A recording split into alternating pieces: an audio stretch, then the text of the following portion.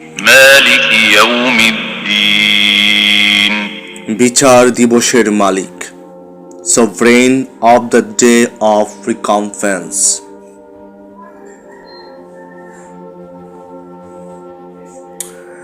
যিনি বিচার দিবসের মালিক।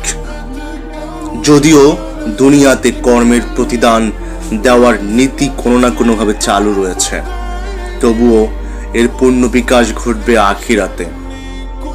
আল্লাহ তাআলা প্রত্যেককে তার ভালো মন্দ কর্ম অনুযায়ী পূর্ণ প্রতিদান, শাস্তি, শান্তি প্রদান করবেন। অনুরূপ দুনিয়াতে অনেক মানুষ ক্ষণস্থায়ীভাবে কারণ ঘটিত ক্ষমতা ও শক্তির মালিক হয়, কিন্তু আখিরাতে সমস্ত এখতিয়ার ও ক্ষমতার মালিক হবেন একমাত্র মহান আল্লাহ। সেদিন তিনি বলবেন, আজ রাজত্ব কার? অতঃপর তিনি উত্তর দিয়ে বলবেন, পরাক্রমশালী এক আল্লাহর জন্য। যেদিন কেউ কারো কোনো উপকার করতে পারবে না এবং সেদিন সকল কর্তৃত্ব হবে আল্লাহর। এটাই হবে বিচার ও প্রতিদান দিবস।